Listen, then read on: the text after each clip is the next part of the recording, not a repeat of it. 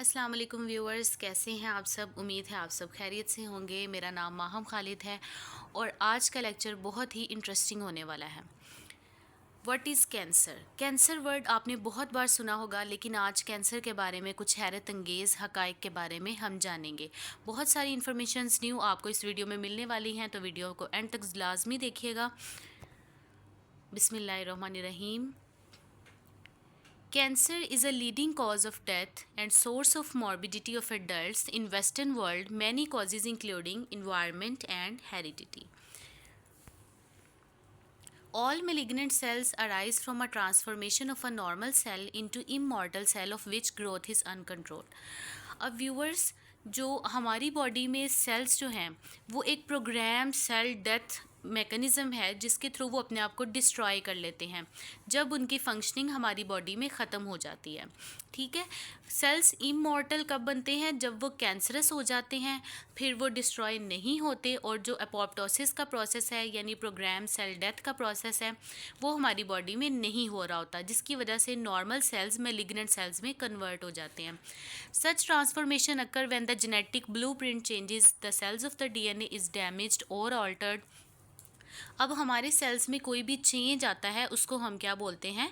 Mutation बोलते हैं। Sales के अंदर डीएनए में चेंज आया उसको म्यूटेशन बोलते हैं। अगर पेरेंट सेल डैमेज है, डीएनए ऑल्टर्ड है, तो डॉटर सेल्स भी डैमेज बनेंगे। अब हमारी बॉडी में मौजूद जितने भी सेल्स हैं उनमें प्रोटो ऑन्कोजीन्स ऑलरेडी प्रेजेंट होते हैं। बॉडी में किसी भी कंडीशंस की वजह से उस वो कॉजेज़ हम आगे जाके पढ़ेंगे, किसी भी कॉज की वजह से प्रोटो ऑन्कोजीन्स जो हैं वो ऑन्कोजीन्स में कन्वर्ट होते हैं। ऑन्कोजीन्स यानी ऐसे जीन्स जो कि कैंसर कॉज करते हैं, कैंसर का सबब बनते हैं। Tumor development is a multi-step process. Molecular research is providing interesting new modalities of treatment. Management is multidisciplinary. Our goals should be prevention, early detection, and provide good quality of life. Pre malignant lesions बहुत important topic है cancer के हवाले से कि pre malignant लेयंस क्या हैं। Pre का मतलब होता है प्राइमरी और मेलिग्नेंट का मतलब होता है कैंसरस लेयंस। अब प्री मेलिग्नेंट लेयंस क्या हैं? ऐसी लेयंस जो कि कैंसर होने से पहले होती हैं। ठीक है, अब वो सारी कंडीशंस जो कि क्या करती हैं? Predispose to the subsequent development of the cancer, जो कि कैंसर की डेवलपमेंट का सबब बनती हैं, उनको प्री मेलिग्नेंट बोलते हैं। For example hyperplasia, dysplasia, metaplasia, inflammatory lesions and benign tumours. इनकी एग्जांपल्स भी मैंने आगे ब्रैकेट्स में ऐड कर दी हैं। अब हम फर्दर डिस्कस कर लेते हैं कि इनके मीनिंग्स क्या हैं। हाइपरप्लेजिया का मतलब होता है नंबर ऑफ़ सेल्स का इंक्रीज़ हो जाना, यानी ऑर्गन्स की इनलार्जमेंट हुई है क्योंकि नंबर ऑफ़ सेल्स बढ़ चुके हैं। मेटाप्लेसिस का मतलब होता है शेप का चेंज हो जाना। Development of the cells in abnormal form that does not occur normally. Dysplasia variation in both size and shape. अगर कैंसरस सेल्स में साइज़ भी डिफरेंट है, शेप भी डिफरेंट है, तो ऐसी कंडीशन को हम डिस्प्लेजिया बोलते हैं। ये तमाम प्री मेलिग्नेंट लेयंस हैं। They can lead to called cancer. Characters of dysplasia. Dysplasia के क्या करेक्टर्स होते हैं? डिस्प्लेजिया जो है वो प्लियोमॉर्फिक होते हैं। Increase nuclear to cytoplasmic ratio. Pleomorphic का मतलब ये होता है बहुत ज़्यादा शेप्स होना। न्यूक्लियर टू साइटोप्लाज्मिक रेशियो बढ़ जाती है। हाइपरक्रोमेजिया का मतलब क्या है? क्रोमेटिन मटेरियल बढ़ जाता है। साइटोप्लाज्मिक एबनॉर्मेलिटीज़ होती हैं, क्रोमेटिन कंटेंट जो है वो बढ़ जाता है, पिगमेंटेशन हो जाती है सेल्स में। Disorderly arrangement of the cells, यानी सेल्स का देखें प्रॉपर अरेंजमेंट होती है हर ऑर्गन की फॉर्मेशन के लिए, लेकिन कैंसरस सेल्स की कोई भी अरेंजमेंट नहीं होती। Cancer means carcinoma, neoplasm means new growth and oncos mean new tumours. Definition क्या है कैंसर की? It is a tissue overgrowth independently from the governing laws of the body. अब एक बात का अपने स्टूडेंट्स हमेशा ध्यान में रखना है कि जो कैंसरस सेल्स होते हैं वो इंडिपेंडेंट होते हैं। ठीक है, वो ऑटोनमस होते हैं, वो बॉडी के लॉज को नहीं मानते। फॉर एग्जांपल ब्रेस्ट कार्सिनोमा है, एंडोमेट्रियल कार्सिनोमा है, ये कुछ टाइप्स हैं इसकी। कैंसर सेल्स ट्रांसफॉर्मेशन क्या होती है स्टूडेंट्स? ट्रांसफॉर्मेशन का मतलब होता है एक प्रोसेस जिसके through normal cells malignant cells में कन्वर्ट होते हैं. Autonomy is when the cancerous cell is independent from normal cellular controls. Autonomy का मतलब क्या होता है? खुद मुख्तार होना. कैंसरस सेल्स ऑटोनमस होते हैं, अपने हर बिहेवियर में इंडिपेंडेंट होते हैं, बॉडी लॉज को नहीं मानते. कैंसर सेल डिफरेंटिएशन क्या है स्टूडेंट्स? डिफरेंटिएशन एक ऐसा प्रोसेस है जिसके थ्रू सेल्स जो हैं वो प्री मेच्योरिटी की तरफ से मेच्योरिटी की तरफ जाते हैं. पहले उनकी प्रोडक्शन होती है. जब सेल्स प्रोड्यूस होती हैं वो बिल्कुल एक जैसे होते हैं. With the passage of time जब वो मेच्योर होना शुरू हो जाते हैं वो डिफ्रेंशिएट होते हैं. वो अपनी फिजियोलॉजी के अकॉर्डिंग, यानी जिस सेल का जो फंक्शन है उसके अकॉर्डिंग उसका जो स्ट्रक्चर है वो डिवेलप होना शुरू हो जाता है. इस प्रोसेस को हम डिफरेंटिएशन बोलते हैं. एनाप्लेजिया के केस में डिफरेंटिएशन जो है वो एब्सेंट होती है.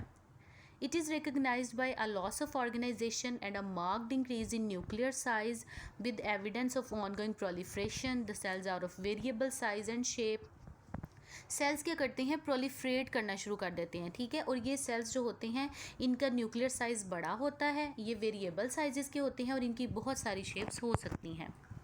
इन्वेजन क्या है? Unrestricted permeation into contiguous structures characteristics of the malignant neoplasm. ठीक है, इन्वेजन का मतलब क्या होता है? ये मेलिग्नेंट न्यूप्लाज्म का एक करेक्टर होता है कि वो अपने ही ऑर्गन के अंदर एक से दूसरे स्ट्रक्चर में इन्वेड कर सकता है. फॉर एग्जांपल अगर ब्रेस्ट कैंसर है, ब्रेस्ट ट्यूमर है, तो वो मेलिग्नेंट कब होगा? जब एक लिम्फ नोड से वो ट्रैवल करता हुआ, इन्वेड करता हुआ दूसरे लिम्फ नोड में पहुंच जाएगा. लेकिन ये मेटास्टैटिक कब होगा? मेटास्टैटिक स्टूडेंट्स ये तब बनेगा जब ये ब्लड वेसल्स के थ्रू प्रोलिफरेट करता हुआ पूरी बॉडी में यानी स्प्रेड कर जाएगा. यही डिफरेंस है मेलिग्नेंसी में और मेटास्टेसिस में. डबलिंग टाइम क्या होता है? Time required by tumour to double in size. Doubling time क्या है कि जिसमें ट्यूमर जो है जिस टाइम के दौरान बढ़कर डबल हो जाता है. ठीक है, अगर किसी को पता है कि डबलिंग टाइम हम कैसे कैलकुलेट करते हैं तो कमेंट बॉक्स में ज़रूर बताइएगा. Neoplasia means new growth characterised by unceasing abnormal and excessive proliferation of the cells. Neoplasm और ट्यूमर, अब हम इसको डिफ़ाइन कैसे करेंगे? मोस्ट इंपॉर्टेंट क्वेश्चन है कि न्यूप्लाज्म को हमने डिफ़ाइन कैसे करना है. According to Sir Rupert Willis, abnormal mass of tissue the growth of which exceeds and is uncoordinated with that of a normal tissues and persist in the same manner after cessation of the stimulus which evoked the change.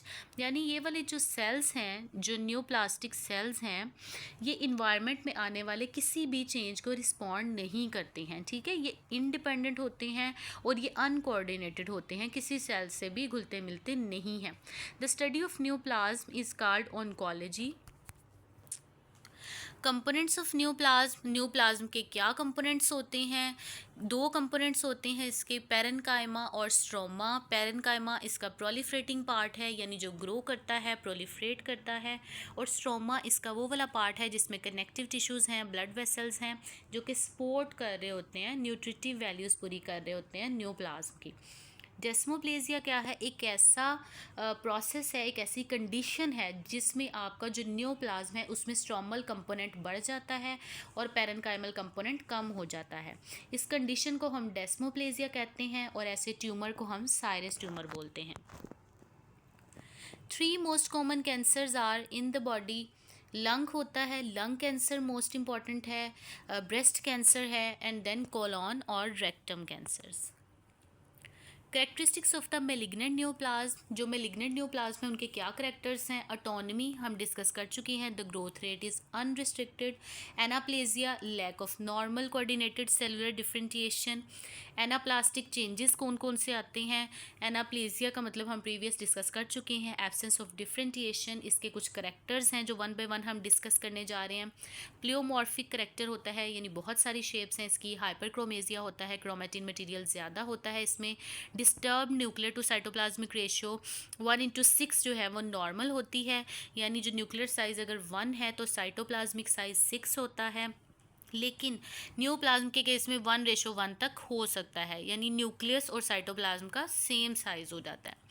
Mitotic figures increase mitosis, more aggressive tumour giant cells, single large और more nuclei.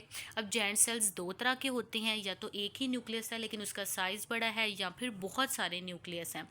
Loss of orientation, grow हैप्पैज़र्डली, जैसा कि हम discuss कर चुके हैं, sales जो हैं वो विदाउट एनी अरेंजमेंट ग्रो करना शुरू कर देते हैं।